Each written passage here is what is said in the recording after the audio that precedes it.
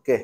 Eh, Nanti pada pertemuan ke-13-14 ini ya, kita akan latihan presentasi dengan menggunakan jurnal. Jadi nanti jurnalnya saya pilihkan.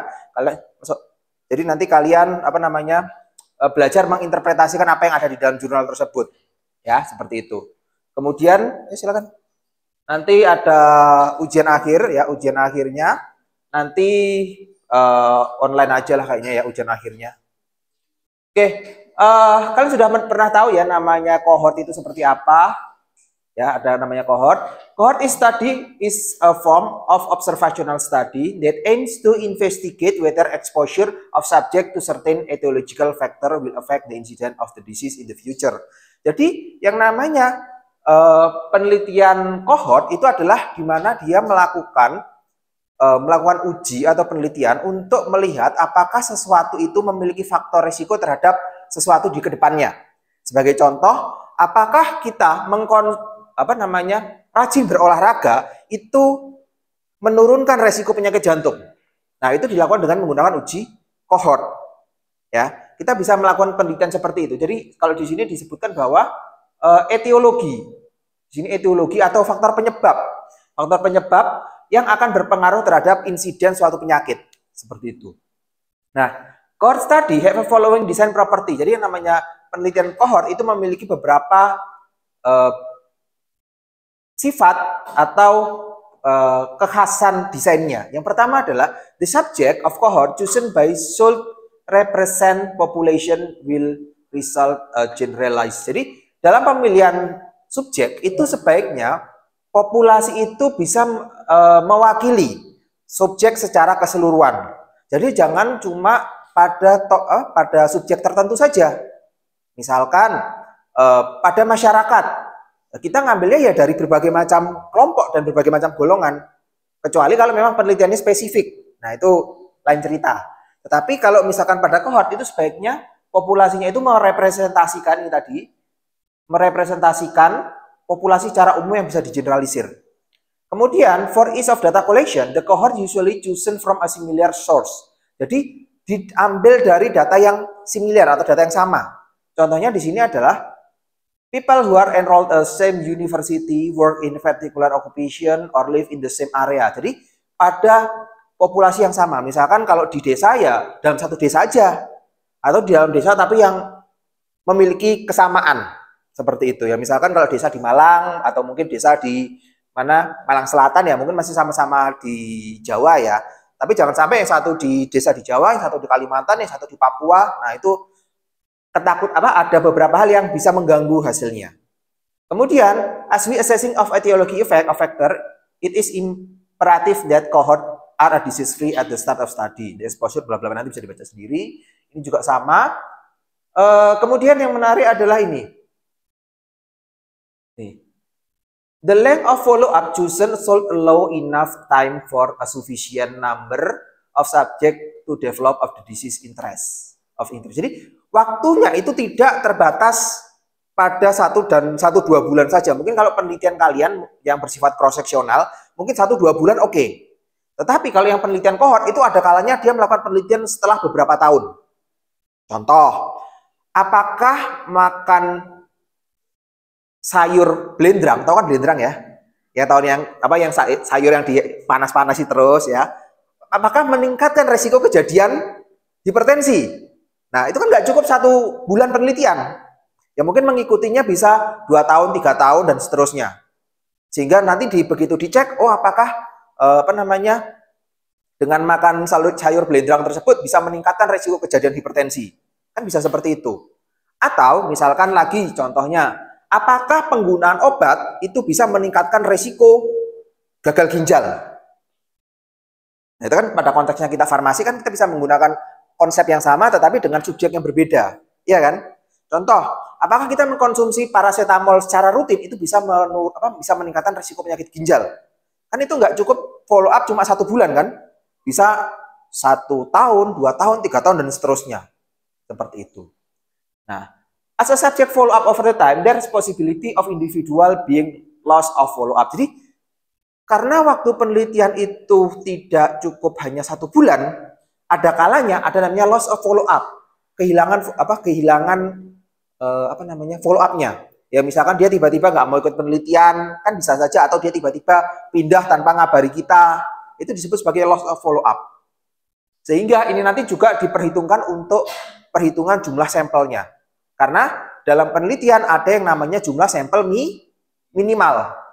Nggak boleh misalkan jumlah sampelnya cuma 1, ya nggak mungkin kan jumlah sampelnya cuma 1, atau cuma 2 sama temennya aja yang menjadi subjek penelitian, nggak bisa seperti itu.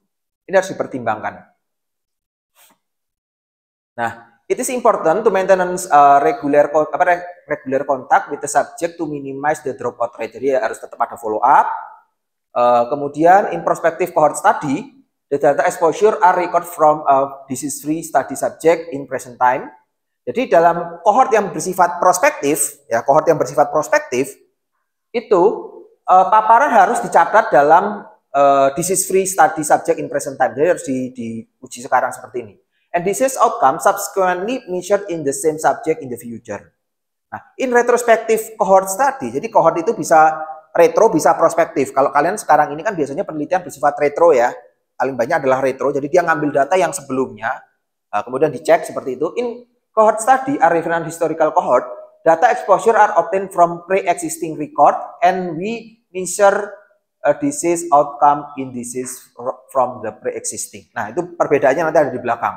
Nah, apa sih yang membedakan antara cohort prospektif dan retrospektif? Nah, secara umum ya, yang namanya cohort itu seperti ini. Jadi ada populasi, ini kalau kita lihat di sini, ini ada dari disease free healthy, ada disease. Jadi total populasi itu diacak, diambil yang sehat aja. Kita tidak mengambil yang berpenyakit, ya. Kita kan pengen lihat apakah penggunaan penggunaan paracetamol itu bisa menyebabkan gagal ginjal. Ya kita ngambil yang populasi yang sehat-sehat aja dulu.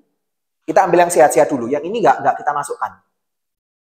Nah, kemudian setelah yang disease free or healthy ini pasien, kita diambil yang rutin mengkonsumsi paracetamol, ya diambil menjadi populasi sampel. Ya. Kemudian ada kalau dibagi menjadi 2, yaitu adalah unexpected factor. Jadi pasien yang tidak mengkonsumsi paracetamol. Ada lagi kita yang bagi menjadi kelompok yang terpapar atau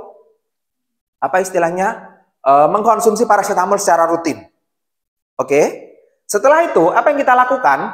Kita lakukan namanya follow up. Ini follow up. Setelah ini kita follow up, kita ikuti perkembangannya. Bla bla bla bla bla bla, setelah 1 tahun, 2 tahun, 3 tahun, kan nggak mungkin ya penelitian sampai 3 tahun. Bahkan disertasi doktoral aja nggak sampai 3 tahun. Ya, karena kalau 3 tahun kapan lulusnya? Ya kalau untuk S1 mungkin 2 bulan, 3 bulan is okay. Ya, kemudian kita follow up. Nah ini tugasnya peneliti. Tugasnya yang kerjanya memang meneliti ya seperti ini. Setelah follow up, kita lihat nih dari kelompok yang tidak terpapar. Unexposed to factor, kita lihat berapa yang muncul gejala gagal ginjal. Terus dicek lagi dalam satu kelompok itu, adakah yang muncul gagal ginjal, adakah yang tidak muncul gagal ginjal. Kita lihat seperti itu.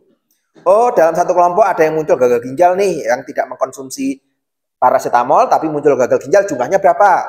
Yang tidak mengkonsumsi paracetamol dan tidak gagal ginjal, jumlahnya berapa? Itu dicatat.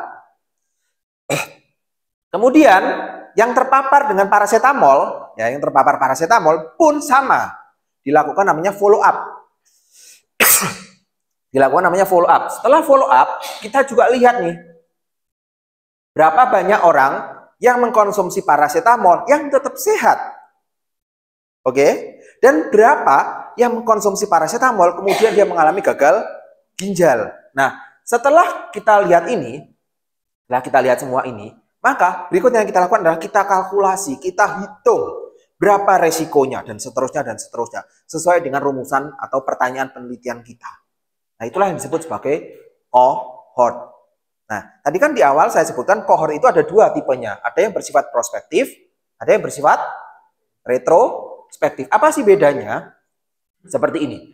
Yang namanya cohort itu selalu kita mulai dari kelompoknya. Nih, seperti ini. Selalu kita mulai dari kelompoknya. Apakah ada paparan atau tidak? Kita lihat dari situ. Adanya paparan atau tidak. Bedanya dengan case control apa? Kalau case control, kita lihat dari katanya case. Kita mulai dari adanya kasusnya dulu. Case-nya dulu. Tetapi kalau yang di sini kita lihat adanya paparan atau tidaknya. Kalau tadi sebagai contoh, paparannya berupa apa? Yang untuk gagal ginjal tadi? Paracetamol. Kita mulai dari paparan. Silakan masuk. Kita mulai dari paparannya. Apakah dia rutin mengkonsumsi paracetamol atau tidak? Itu adalah paparan. Tetapi kalau case control, kita mulai dari apa kalau case control? Kasusnya. Berarti kita mulai dari gagal ginjalnya terlebih dahulu. Kemudian kita urut ke belakang. Apakah dia rutin mengkonsumsi paracetamol dan seterusnya atau tidak? Seperti itu, paham ya? Nah, kita mulai dari paparannya terlebih dahulu. Apakah dia terpapar atau tidak? Nah, kalau kita lihat dari paparannya, misalkan dia terpapar, kemudian kita follow up, dia terpapar, kita lihat follow up-nya. Apakah muncul kasus baru atau tidak? Seperti itu. Tadi kalau misalkan paracetamol, apakah dia terpapar paracetamol? Ya, kita ikuti. Apakah muncul gagal ginjal ataukah tidak muncul gagal ginjal? Nah, itulah yang kemudian kita hitung. Nah, kalau dari segi timeline-nya ini bersifat apa? Prospektif. Nah, disinilah tugas investigator atau peneliti itu. Di sekarang ini kita menelitinya. Itu yang bersifat prospektif. Ada lagi yang retro. Nah, kalau retro ini lebih ini tadi yang apa namanya? Yang retro. Ya, ini yang retro ya. Kemudian kalau yang prospektif ini. Jadi investigator ini, si peneliti ini, dia meneliti studi sampelnya pada kelompok sehat. Kemudian kita lihat nih, ada tidaknya exposure. Ada tidaknya exposure. Nah, kemudian baru kita lihat apakah muncul kasus baru atau tidak. Itu yang bersifat prospektif. Jadi ada retro, ada prospektif ya, bedanya di situ. Jadi kalau retro kalau retro kita melihat yang sekarang, kemudian kita lihat dulu paparannya adalah ketika dia rutin mengkonsumsi obat atau tidak dan seterusnya. Itu disebut sebagai paparan. Nah, ini. Jadi investigator itu mulainya dari sekarang ini, dari di sini, present ini. Dia ngikuti maju ke depan. Seperti itu. Oke? Paham ya? Kemudian, nah ini kalau yang prospektif ini adalah rangkumannya tadi. Jadi kalau yang prospektif ini prospektif, jadi dia mulai dari sekarang hingga ke future. Tetapi kalau yang retrospektif itu kita mulai dari measure of disease, kita cari ke masa lalu apakah ada paparan atau tidak. Tetapi mulainya kita dari paparan, bukan dari kasusnya. Seperti itu. Tenang, nanti di belakang ada contohnya kok. Oke? Nah, kemudian dalam melakukan analisis kurang lebih seperti ini, simple, mirip seperti chi-square. Ya, kita lihat kalau yang disease sama exposure. Jadi kalau misalkan disease itu di sini adalah contohnya adalah apa tadi penyakitnya? Gagal ginjal. Kita lihat apakah muncul gagal ginjal ya atau tidak. Ya, kalau gagal ginjal ya, ini kemudian kita lihat juga exposure-nya, paparannya. Apakah dia rutin mengkonsumsi paracetamol? Ya atau tidak. Kita buat cross step-nya. Tabulasi silang kalau bahasa Indonesianya. Kalau bahasa Inggrisnya cross step. Seperti ini. Nah, kemudian kita hitung. Nah, seperti ini. Sehingga ketemu yang namanya paparannya seperti apa. Apakah yang terpapar, dua seperti ini. Nah, kemudian kita lihat, kita hitung, kita kalkulasi yang namanya apa? Resiko. Berapa sih resiko seseorang yang rutin mengkonsumsi paracetamol mengalami gagal ginjal? Nah, kita hitung dengan apa? Ya seperti ini tadi, dengan cross tabulasi silang ini tadi. Sehingga dengan rumus ini.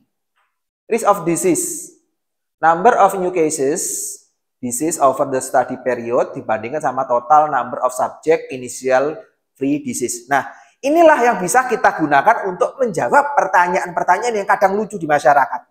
Contoh, mbahku ngerokok tapi kok panjang umur. Karena apa? Karena mbahnya itu cuma satu yang merokok tapi tidak muncul kanker paru-paru. Kan ada kan yang kita lihat kan seperti itu. Nah, yang seperti inilah kita gunakan untuk apa namanya? Membedah suatu fenomena yang ada di masyarakat seperti itu. Ya kan tadi ada yang rokok, ya kemudian ngerokok kanker paru-paru, ya tidak. Ya mungkin yang rokok tidak di sini yang mbahnya itu tadi. Ya kan seperti itu. Jadi yang namanya data itu enaknya kalau kita ngomong dengan data itu tidak pernah bohong. Seperti itu. Kita hitung seperti ini dengan menggunakan kohort. Nah, ini biasanya risk of disease itu bisa berupa OR atau odds ratio atau risk ratio. Itu hampir sama. Ya. Berikutnya, sometimes it may useful in present value for 100 times the risk which describe risk of disease for every 100% in the exposed of or unexposed group. Itu. Nah, ada yang namanya risk ratio. Berapa sih resikonya? Kalau tadi kita lihat, berapa sih resiko seseorang mengkonsumsi paracetamol mengalami gagal ginjal? Itu disebut sebagai risk ratio. Seperti ini. Ini kayaknya perlu di-clock lagi nih. Nah, ini loh. Ya, the risk ratio, itu apa sih risk ratio? Kalau kita lihat di sini, the risk of developing of the disease in the population can be compared between exposed and unexposed group by calculating ratio. The risk of disease in exposed group is divided by the risk of disease in unexposed group. Jadi kalau kalian lihat berapa sih resikonya, kita lihat adalah ini risk ratio-nya. Resiko pada kelompok yang terpapar dibandingkan sama resiko pada kelompok yang tidak terpapar. Itulah yang kita gunakan untuk melihat berapa sih resikonya seperti itu. Ya, berapa sih resiko seseorang itu mengalami kanker paru-paru kalau dia merokok?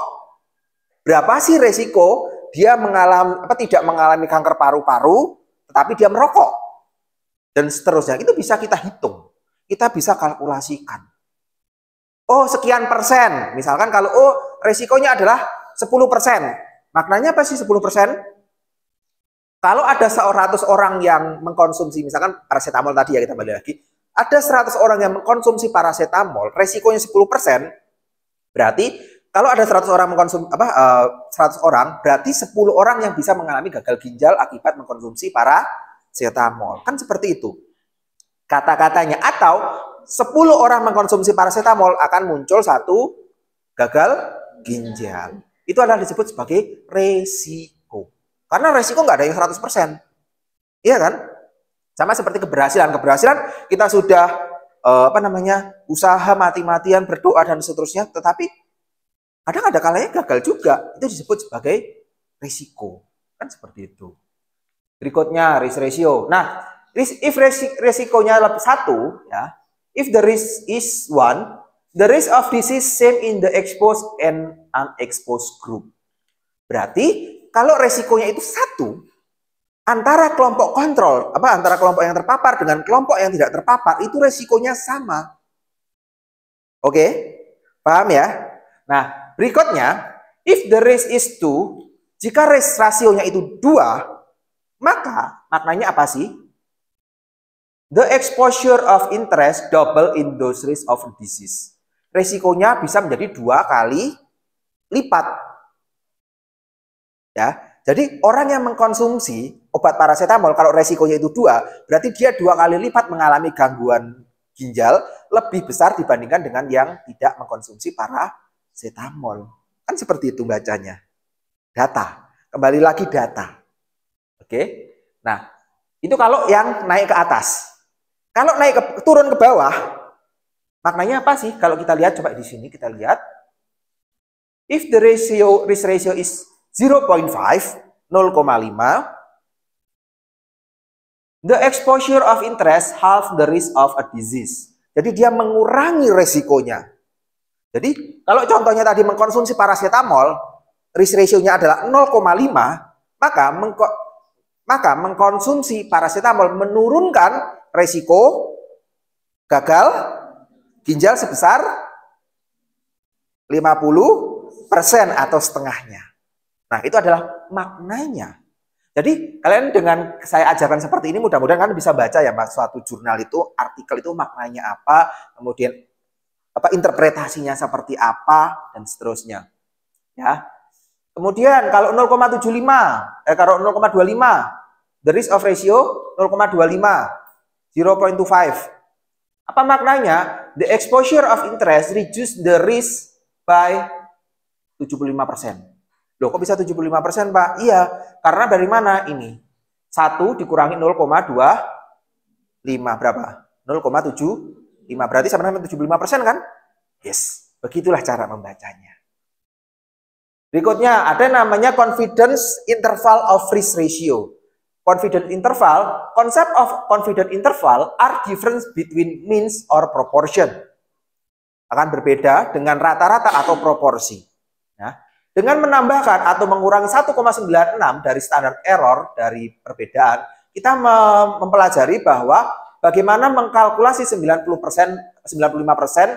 confidence interval. However, an alternative approach must use to calculating the 95% confidence interval for the risk ratio, as interval cannot be takes value less than 0.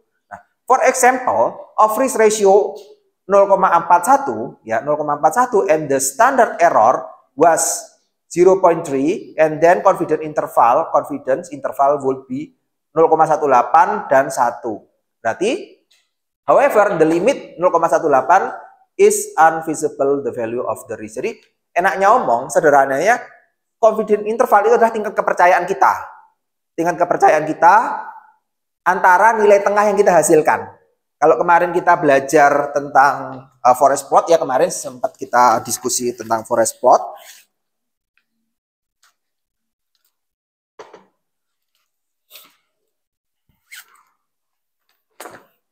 Kalau ada yang berbentuknya diamond seperti ini, nah ini adalah nilai min-nya. Nah ini adalah CI-nya, batas CI-nya. Ini minus, ini plusnya. Jadi dia ada di nilai tengah-tengahnya seperti itu. Itu ada disebut sebagai confidence interval. Ya, nanti confidence interval for risk ratio nanti bisa dibaca sendiri. Nah, dan berikutnya adalah namanya risk difference atau perbedaan resiko. Ya, perbedaan resiko antara kelompok kontrol dengan kelompok perlakuan. Bedanya berapa sih antara kelompok kontrol dengan kelompok perlakuan? Itu yang disebut sebagai risk difference. Seperti itu. Cara ngitungnya bagaimana? Ini. Risk of exposed group dikurangi dengan risk of unexposed group, maka itu akan ketemu namanya risk difference. Atau rata-rata, perbedaan rata-rata ini seperti apa? Perbedaan resiko rata-rata. Seperti itu. Nah, kemudian the risk difference describe absolute change in risk is attributable to expose and interest and can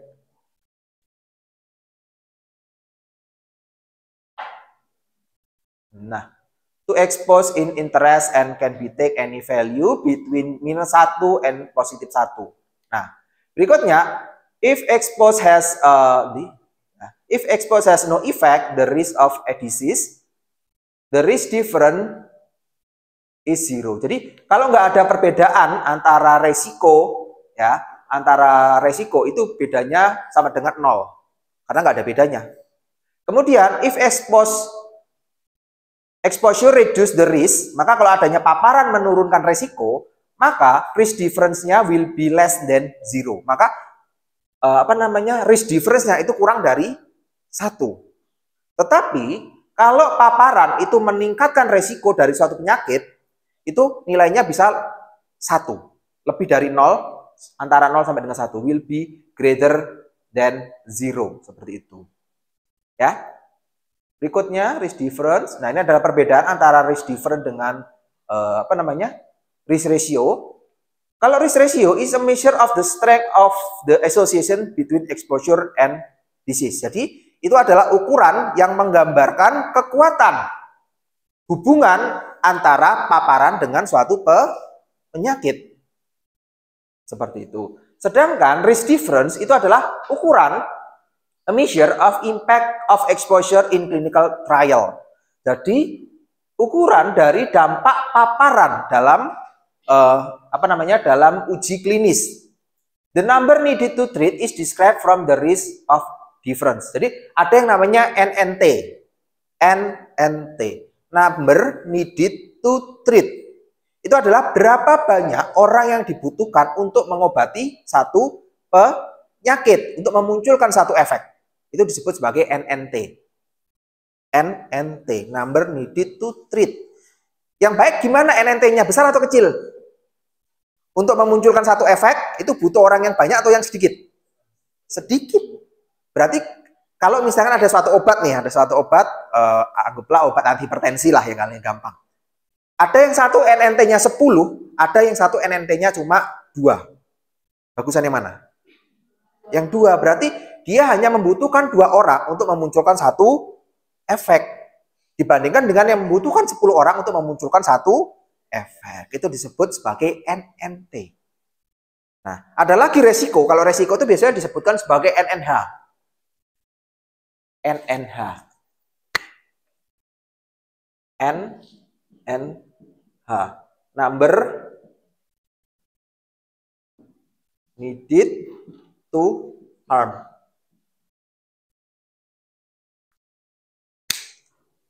Number needed to harm itu adalah berapa banyak yang dibutuhkan untuk memunculkan satu buah efek yang tidak diharapkan atau efek samping. Bagusnya besar atau kecil? Kecil atau besar? Untuk memunculkan satu efek samping. Besar atau kecil? Kalau NNT tadi yang baik adalah yang kalau NNH yang baik adalah yang besar. Jadi dia membutuhkan, misalkan suatu obat dia memunculkan efek samping berupa hipotensi. Efeknya hipotensi. Ya, hipotensi, penurunan tekanan darah yang signifikan. Yang bagus adalah yang besar. Berarti semakin besar NNH-nya, berarti dia semakin aman. Ya, seperti itu. Kemudian berikutnya perbedaannya adalah antara risk ratio sama risk difference. Kalau risk ratio is useful if the relative difference of the risk between exposed and unexposed group is of interest. Useful when comparing of size effect for several exposed factor. Nah, kemudian kalau yang untuk risk difference, useful in actual between difference of the risk disease in the exposed and unexposed group of interest. Nah, kalau yang risk difference itu nilainya adalah dari -1 sampai dengan 1. Kemudian kalau yang risk ratio itu antara 0 sampai dengan 1. Lebih kecil atau lebih besar seperti itu. Nah, ini adalah berikutnya mengenai bias. Jadi yang namanya bias, mungkin kalau kalian kemarin sudah di Medpen ya, kita sudah sedikit membahas ada yang namanya confounding. Confounding itu adalah variabel, kalau di bahasa Indonesianya adalah perancu. Jadi perancu itu dia bisa seperti ini, co-founder smoking, apakah dia bisa alcohol use sama lung cancer. Apakah smoking itu bisa berpengaruh terhadap penggunaan alkoholnya, apakah dia juga berpengaruh terhadap lung cancer-nya, kanker paru-parunya. Itu disebut sebagai variabel pengganggu. Contoh lagi adalah seperti ini. Pengetahuan, kita ingin melihat pengetahuannya. Pengetahuan pasien dengan kepatuhan. Oke. Nah, variabel ada yang namanya tingkat pendidikan. Nah, tingkat pendidikan ini bisa mengganggu pengetahuannya enggak? Bisa mempengaruhi pengetahuan enggak? Kemudian bisa mempengaruhi kepatuhan enggak? Nah, itulah yang disebut sebagai contoh dari variabel pengganggu. Ya, enaknya ngomong kalau ini sederhananya, kalau yang variabel exposure itu adalah suami, kalau yang ini istri, ya, kalau yang ini adalah pelakornya. Ya, bisa saling mengganggu. Ya, seperti itu. Ini confounding, nanti bisa dibaca sendiri. Causality. Causality adalah among observational study, prospective cohort study provides the best evidence of causality between exposure and outcome. Jadi yang namanya causality atau hubungan sebab akibat itu bisa ditentukan oleh yang namanya penelitian cohort. Apakah orang yang rajin olahraga menurunkan masalah jantung? Apakah orang yang mengkonsumsi paracetamol meningkatkan resiko dari gagal ginjal? Itu bisa dilihat dengan ini. Dengan cohort ini tadi, prospektif cohort seperti itu. Karena jelas hubungannya seperti apa. Oh, kalau A mengakibatkan B, kalau A mengakibatkan C, dan seterusnya. Itu disebut sebagai cohort. Nah, kemudian as exposure is measured at the start of study, the temporal relationship between exposure and outcome is clear. Jadi hubungannya sangat jelas sekali. However, in retrospective cohort study, reverse causality may an issue as the temporal between sequence between the exposure and outcome was not observed. Tidak bisa kita lihat secara jelas hubungan antara paparan dengan outcome-nya. Nah, kemudian lagi ada yang namanya bias. Study error can be categorized into main group, random error, and systematic error. Jadi nanti bisa dibaca sendiri. Kalau random error itu biasanya terjadi akibat perubahan dan memicu efek dari estimasi yang diharapkan. Kemudian kalau yang lainnya seperti itu, ini bias bisa dibaca sendiri. Nah, ini kalau yang random error, ini kadang dia bisa gak jelas, tiba-tiba ada kesalahan aja, tapi nggak ditelusur, nggak jelas masalahnya ada di mana. Ya, berikutnya ada systematic error. Kalau systematic error adalah selection bias sama bias dalam pengukuran. Nah, contohnya kalau yang selection bias dalam pemilihan, bias selama studi implementasi. Contohnya adalah loss of follow up. Jadi pasiennya hilang, nggak ada kabar berita. Yaitu loss of follow up itu disebut juga bias. Kemudian partisipan bias dan seterusnya. Kalau kalau pengukuran bias itu ada random misclassification bias sama non-random misclassification bias. Nah, ini adalah keuntungan dan kerugian. Kalau yang bersifat prospektif, kita lihat di sini. Yang prospektif, keuntungannya adalah the time sequence between exposure and disease are clear as exposure status is measured before disease onset. Jadi jelas antara rangkaian antara exposure dengan penyakit itu jelas. Rangkaiannya jelas, kita bisa mengurut seperti itu. Kemudian, the exposure can be measured at a various time point and establish any change in exposure status during follow up. Jadi paparannya itu dapat diukur pada beberapa periode waktu tertentu. Misalkan kita nge-follow up-nya selama 3 tahun, tetapi kita membaginya menjadi follow up 1 tahun pertama, 2 tahun pertama sama 3 tahun. Itu bisa kita lihat. Apakah mengkonsumsi obat pada tahun pertama resikonya berapa persen, pada tahun kedua berapa persen, pada tahun ketiga berapa persen. Itu bisa kita lihat pada penggunaan prospective cohort seperti itu. Kemudian, exposure of measure before this onset, thus monitoring missing bias exposure. Jadi paparan itu diukur sebelum munculnya suatu penyakit dan minimizing bias exposure measurement. Itu adalah keuntungannya. Tetapi kerugiannya yang prospektif adalah seperti ini. As the length of follow-up increase, the study is more prone to selection bias as a subject migrate or leave a study. Jadi biasnya itu juga semakin besar. Apakah dia tiba-tiba keluar dari penelitian atau bermigrasi atau pindah, itu juga sangat berpengaruh terhadap hasil penelitian kita. Kemudian following of subject of disease occurrence is a time consumed and therefore costly. Jadi mengikuti perkembangan pasien itu costly, sangat mahal. Ya, apalagi kalau misalkan harus pemeriksaan laboratorium, mengikuti pasien kemudian ngeceknya kan juga lumayan, membutuhkan waktu, membutuhkan effort dan seterusnya. Nah, kemudian not suitable for a rare disease as the length of follow up may be considered to get enough incident cases the disease. Jadi dia tidak cocok untuk penyakit-penyakit yang langka. Nggak bisa dia digunakan untuk penyakit-penyakit yang langka. Karena apa? Prevalensinya aja kecil. Kalian mau mengikuti selama berapa panjang? Ya kan? Karena juga belum tentu anunya muncul seperti itu. Kemudian are not suitable for a very rare disease and large sample size are required. Jadi dia tidak cocok untuk penyakit yang langka karena membutuhkan sampel yang sangat besar. Contoh kalau misalkan apakah penggunaan obat, misalkan penggunaan paracetamol itu dia bisa memicu halusinasi. Misalkan seperti itu. Ya kan, itu kan mungkin efek samping yang langka kan? Minum paracetamol kemudian halusinasi. Karena angkanya sangat kecil sekali sehingga untuk memunculkan itu tadi membutuhkan jumlah sampel yang besar seperti itu. Nah, berikutnya prone to surveillance bias, unsuitable if there are long lag time between exposure and outcome. Karena tidak cocok kalau misalkan adanya lag time antara kelompok paparan dengan kelompok antara exposure dengan outcome seperti itu.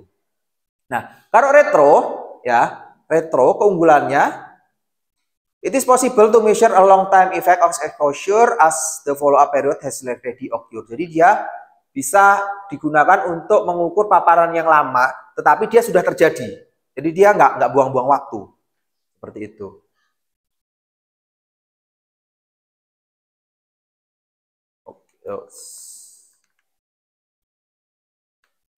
Nah, ini useful for a long time between apa? Jadi kalau yang untuk yang adanya lag time itu bisa menggunakan yang retrospektif ini. Useful if there a long time lag time between exposure and outcome seperti itu. Tetapi kerugiannya adalah prone to recall bias. Jadi kalau kalian suruh nginget-nginget kan susah ya. Ya. Kecuali kalau yang cewek-cewek itu kalau misalkan pacarnya apa namanya lagi berantem itu kadang inget yang dulu-dulu berapa masalahnya, inget dia pakai baju apa, pada jam berapa, itu masih inget kadang. Tapi kalau dia suruh inget minum obat apa, pada tahun berapa, kadang dia nggak inget. Seperti itu. Ya. Kemudian reverse causality may be an issue of a temporal sequence of exposure and was not observed. Jadi reversal causality itu bisa menjadi suatu masalah karena as the temporal sequence, rangkaian temporalnya dari paparan dan outcome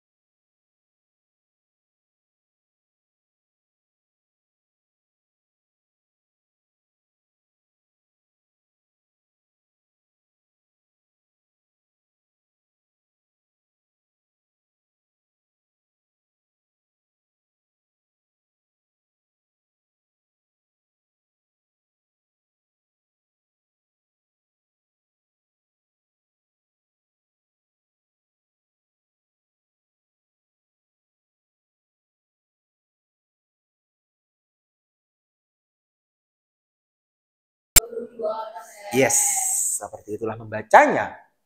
Ya, dan juga berkaitan dengan obesity. Ternyata obesity juga berakibat dengan kanker. Sekitar 13,3%. Sekitar 13%. Ya kan? Kalau dia kan berarti sangat signifikan semua. Kalau breast cancer ini p-value-nya coba lihat berapa? 0,03. Signifikan apa enggak? Ya, signifikan. Karena dia kurang dari 0,05 kan. Ya, itulah cara membacanya. Oke, jadi sudah bisa ya membaca interpretasinya seperti ini, berapa persennya risikonya. Nah, kemudian kalau kita baca berikutnya, nah, conclusion-nya adalah seperti ini. Jadi kalau mau pakai pemanis buatan, jangan, apalagi yang berisiko kanker, jangan memakai yang aspartam atau asesulfamat seperti itu. Nah, ini adalah kasusnya kurang lebih. Jadi dia pertamanya ada sekitar 128.000 pasien yang menjadi sampel, ya. Kemudian berikutnya adalah energi underreported, kemudian berkurang menjadi sekitar 108 ini.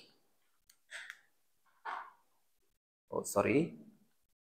Sekitar ini 108 ini, kemudian pada akhirnya jadi prevalen ini berkurang dari 108, berkurang menjadi 5.000 partisipan with prevalent cancer at baseline. Jadi dia sudah muncul kankernya duluan. Sudah muncul kanker duluan, di-exclude kan otomatis. Daripada dia mengganggu, ya berarti yang dicari adalah yang dalam tanda kutip sehat-sehat aja. Seperti itu. Kemudian dia diikuti 102 orang ini selama 7,8 tahun. Bayangkan. Ya ini kalau nggak duitnya gede, nggak mungkin dia melakukan penelitian seperti ini. Ya, mengikuti 7,8 tahun. Ya, penelitian kan otomatis dibayar ya, di gajian ya otomatis yang supporting dananya juga lumayan ini. Seperti itu. Berikutnya, nah ini adalah tabelnya. Kalau nanti kalian baca hasil, itu jangan langsung kesimpulan. Kalau mau lebih dalam lagi menggali, kalian harus lihat resultnya bagaimana, hasilnya seperti apa. Kalau kita lihat di sini, ini signifikan. Nah, total artificial sweetener pemanis buatannya, total adjustednya adalah 1,13 ini, higher consumer, yang ini. Dan dia signifikan. Nah, berikutnya, kalau kalian baca deh sukralosa, coba sukralosa yang dibaca. Maknanya bagaimana itu? Dan itu kalian akan menemukan insight-insight yang menarik dari sebuah data. Dan ini bisa menjadi pertanyaan, dan pertanyaan itu bisa diubah menjadi penelitian selanjutnya. Coba lihat, sukralosa. Berapa angkanya? Higher consumernya ini, yang di sebelah sini. Yang ini.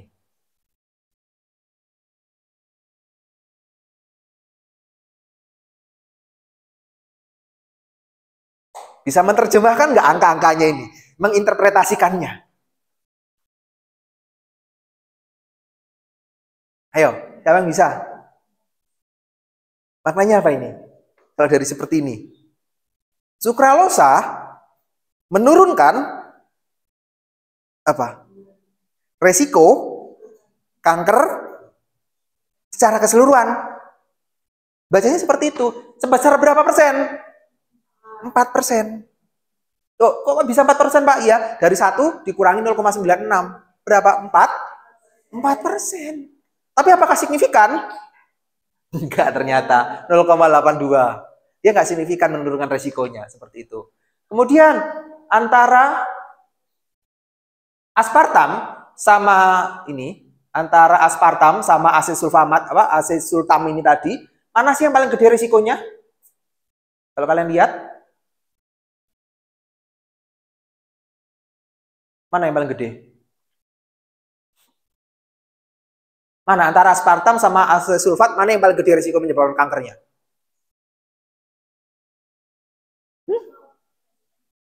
Coba yang dilihat yang kolom yang anunya, higher consumernya aja. Berapa? 15 dibanding dengan 19, 13, Rek. 13 ini loh, yang ini kalian lihat. Ini kan 13 sama 15. Yang paling tinggi berarti yang mana?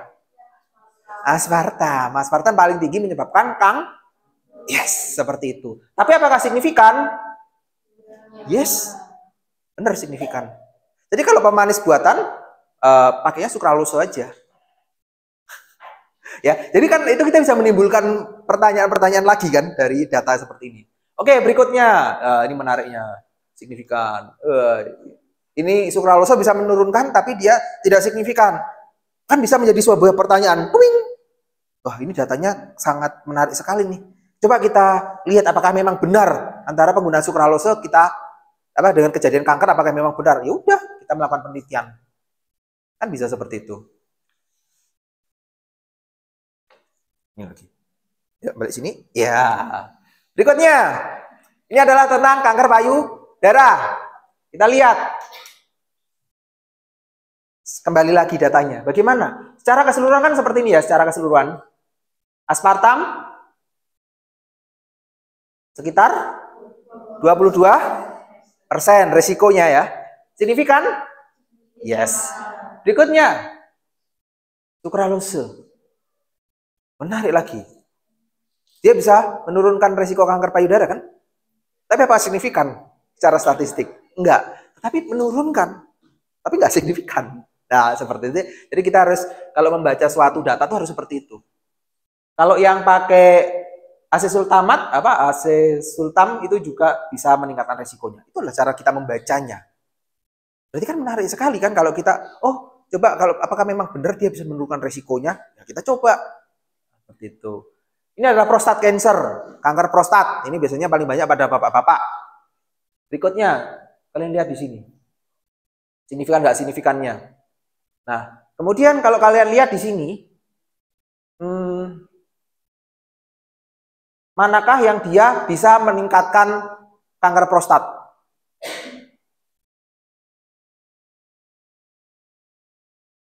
(1,28, 1,18, 1,01). Yes, aspartam dia bisa meningkatkan resiko kejadian kanker prostat. Tapi apakah signifikan? Berarti tadi itu adalah cara mengambil kesimpulannya. Jadi kita lihat adalah selain dari datanya, kita lihat juga dari signifikansinya ini. Seperti itu ya. Kemudian next, obesity related to cancer. Obesitas yang berkaitan dengan kanker, di mana dia mengkonsumsi pemanis buatan. Kita lihat. Satu, belum. Seperti ini. Jadi kalau orang obesitas, walaupun dia mengganti pemanisnya dengan pemanis artifisial atau pemanis buatan, apakah dia resiko? Memiliki resiko kejadian cancer? Yes, sebesar berapa? 13%. Ya kan? Ya terus lagi dilihat lagi yang misalkan sukralose aspartam sama asesultamin tadi. Lihat. 15 sama 13% bisa meningkatkan risikonya, tetapi dia nggak signifikan. Sukralose, coba dilihat lagi sukralose. Apakah pemanis buatan sukralose itu bisa meningkatkan risiko kejadian kanker? Meningkatkan atau menurunkan? Menurunkan. Sekitar berapa persen? Yes, 13%, tetapi dia nggak signifikan. Nah, makanya kita harus membaca sesuatu itu harus dua poin yang kita lihat. Dari nilainya itu, OR-nya itu tadi, sama nilai sama p-value-nya itu. Kita lihat. Atau di sini disebut sebagai di sini nulisnya p-trend. Nah, berikutnya ini masih kohort juga.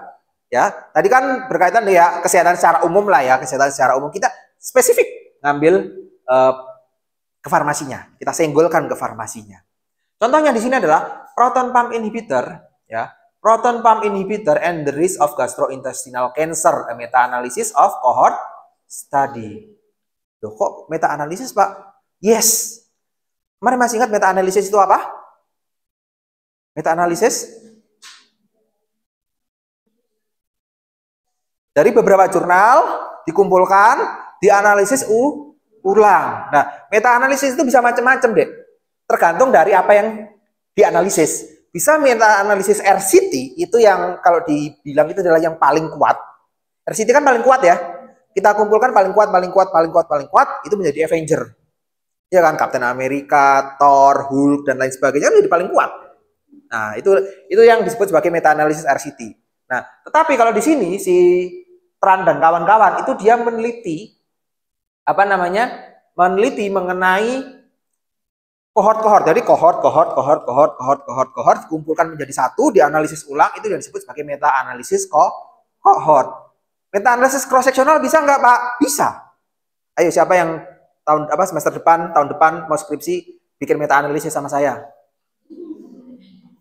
Ya kalau mau silahkan, nggak apa-apa. Kan enak, nggak penelitian nge-lab, nggak harus nemuin responden, nggak harus ngapa-ngapain, ya kan? Cukup butuh modalnya cuma satu, telaten, baca jurnal. Tapi jurnalnya jangan berharap cuma 10-20, minimal 100 lah. Loh, tapi kan enak penelitiannya, nggak keluar duit. Nah, tapi ya tinggal tergantung kalian lah milih yang mana. Kalau saya lebih pilih, kalau misalkan ada penelitian seperti itu ya saya ambil karena nggak keluar duit. Ya kan? Nah, bagaimana penggunaan proton pump inhibitor terhadap resiko kanker gastrointestinal? Oke, kita lihat. Ini disebut sebagai apa kemarin namanya yang ini? Ini disebut sebagai forest plot. Nah, abstraknya adalah seperti ini. Although proton pump inhibitor bla bla bla bla seperti itu. Nah, berikutnya itu terdapat total 25 cohort study from 23 article were included in final analysis. 25 jadi skripsi loh. Ada yang mau? Karena belum pernah ada yang nyoba di Macung, belum pernah ada yang nyoba. Ya kalau misalkan kalian dapat 25 ya beruntunglah 25. Cepet lagi penelitiannya. Ya. 25 in the meta-analysis study increase the risk of gastrointestinal cancer following the use of proton pump inhibitor. OR RRIR-nya sekitar 2,09. Maknanya apa? Maknanya apa itu?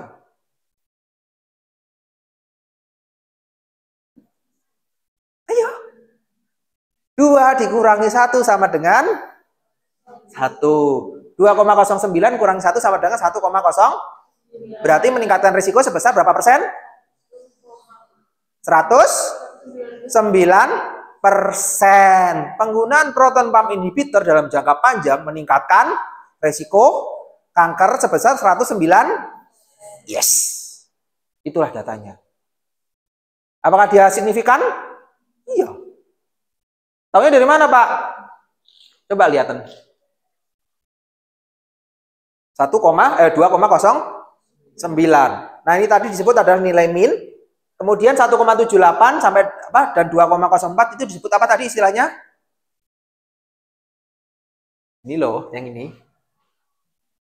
Disebut sebagai itu ada 95% of CI. Ini loh.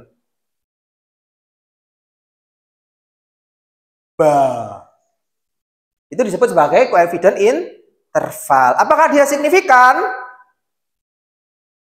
Tadi kan kita ketemu dengan angka. Nah, kita ketemu dengan garis ini. Apakah dia signifikan? Bedanya? Signifikan apa enggak? Tahunya dari mana? Lah, ini kan tadi katanya meningkatkan 109%. Iya kan? Dari 2,09 kurang 1,00. Berarti kan 1,09. Apakah dia signifikan? Kan berikutnya itu kan? Signifikan apa enggak? Signifikan. Tahunya dari mana, Pak? Ya lihatan ini loh. Ini kan berarti garis tidak ada signifikansinya kan? Kalau dia nyenggol si I-nya ini, dia nyenggol di sini. Nyenggol di sini itu disebut tidak signifikan. Tapi apakah dia nyenggol? Seperti itu. Berikutnya, penelitiannya Gong et al. Ya, penelitian si Gong. Ada penelitian contohnya ini Gong. Ini kan dari penelitian dianalisis ulang kan. Nah, ini contohnya penelitian si Gong. Gong dan kawan-kawan ini, Gong et al. Ya, panggilan terhadap et al. Ya, tahun 2022. Apakah dia signifikan menyebabkan kanker gastrik? Taunya dari mana? Masa nggak nyenggol garis? Coba dilihat baik-baik nilai angkanya. Coba dilihat nilai angkanya. Gong et al. Dia signifikan apa enggak? Maknanya apakah dia penggunaan PPI menurut penelitiannya si Gong, dia meningkatkan risiko kejadian kanker gastrik. Si Gong ini loh, si Gong Gong et al. Ini Gong et al. 2022 gastric cancer. Kita lihat. Tak kasih sing nyerempet tuh. Gimana? Apakah dia signifikan menyebabkan kanker payudara, meningkatkan kanker lambung? Kita lihat angkanya. 1,30. Apa maknanya? Menurut penelitian SIGOM, penggunaan PPI meningkatkan resiko kanker lambung sebanyak 30. Apakah signifikan? Taunya dari mana?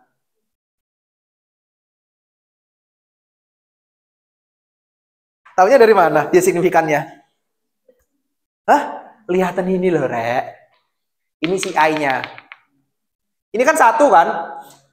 Berarti kalau tak perbesar gambarnya, seret. Ini di angka 0,75 di sini, ya, di sini. Set. Ini di angka 2,27. 1,30. Apakah signifikan? Tidak signifikan. Iya kan, dia nggak signifikan penelitian SIGOM ini. Karena dia masih nyerempet. Iya kan? Kalau diperbesar dia masih nyerempet antara 0,75. 0,75 kan masih di bawahnya 1 kan? Nah, kalau di bawah seperti ini kurang lebih. Seperti itu ya. Jadi sudah mulai bisa membaca ya maknanya ya. Kemudian lagi penelitiannya si Abraham et al. 2022. Nih. Abraham et al. 2022. Apakah penggunaan PPI dia bisa meningkatkan risiko kanker kolateral? Nih. Hasilnya bagaimana? Coba dilihatin ini. Ini adalah forest plotnya. Ini adalah hasilnya. Ya. Ini loh, lihatin yang ini, Signifikan apa enggak? Signifikan. Berarti dia bisa meningkatkan risikonya sebesar berapa persen dia kanker kolateralnya? 2%. Penggunaan PPI menurut penelitian Abraham et al. Dia bisa meningkatkan risiko kanker kolateral sebesar 2%. Dan dia signifikan apa enggak? Signifikan apa enggak? 0,92, dia kan kurang dari 1 kan?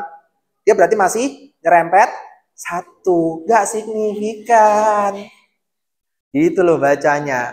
Oke, kita cek lagi atasnya. Penelitian Abraham pada kanker gastrik. Ini Abraham et al. 2022 gastric cancer. Oke. Kita lihat hasilnya. Ini. Apakah dia signifikan? Taunya dari mana? Ya enggak nyerempet garis. Signifikan.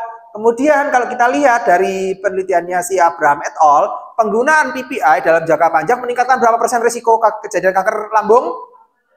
45%. Kemudian dihitung sama si siapa tadi namanya?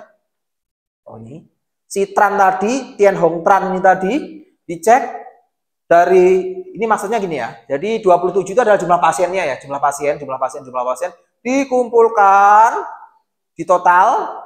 Maka ternyata diambil sebuah kesimpulan, ternyata penggunaan PPI bisa meningkatkan kanker lambung loh sebesar 109%.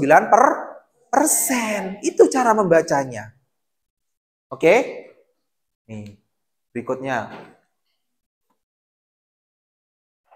Nah, ini dia.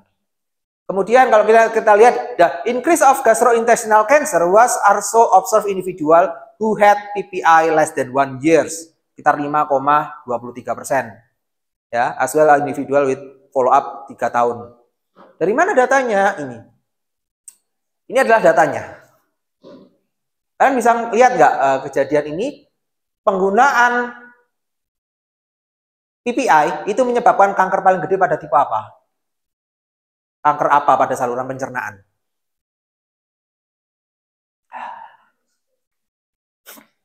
Kanker gastrik. Sebesar berapa? 188%. Tuh, habis itu apa lagi berikutnya? Kanker apa berikutnya? Hah? Kanker esofagus. Itu juga bisa menyebabkan sebesar berapa? 144%. Jadi penggunaan PPI secara rutin itu juga nggak baik. Karena bisa meningkatkan risiko. Oh, gitu tuh bacanya. Oh, gitu ya. Nah, kemudian PPI kan ada banyak ya. Mana sih yang paling beresiko meningkatkan kankernya? Dan mana yang paling kecil menyebabkan kanker pada saluran pencernaan? Paling besar adalah? Berarti sekarang masih mau pakai Lanso? Enggak, bukan seperti itu ya. Jadi kalau dia menggunakan Lanso dalam terus-terusan selama beberapa tahun, itulah resikonya. Berarti yang paling besar adalah pakai Lanso, meningkatkan masalah pada kanker pada saluran pencernaan. Sebesar berapa persen? 42. Yes. Yang paling kecil pakai apa? Pakai pantobrazol. Jadi kalau pasien kanker, kalau kalian seperti sekarang nggak usah pakai Lanso ya, pakai panto aja. Tetapi kalau pakai pantobrazol itu dia tidak ramah bagi kantong, karena harganya lumayan. Ya seperti itu. Jadi resikonya memang masih menimbulkan resiko, tapi sebesar berapa persen? Panto sekitar 8%. Ya, tapi apakah dia signifikan? Enggak signifikan. Kan seperti itu. Semua signifikan apa enggak? Ada harganya yang signifikan? Enggak signifikan semua. Ya kan seperti itu. Berikutnya, durasi berapa sih durasi penggunaan PPI yang paling besar menyebabkan kanker kalau dia digunakan secara terus-menerus? Itu. Kurang dari 1 tahun kalau dia pakai terus-terusan. Nah, ini harus hati-hati nih sobat anxiety ini. Anxiety terus-terusan pakai PPI, hati-hati. Karena kalau dia pakai PPI secara terus-terusan selama kurang dari 1 tahun, resikonya berapa kali lipat? Berapa persen? Berapa? 423% atau 4 kali lipat meningkatkan resiko. Berarti pakai terus saja dong.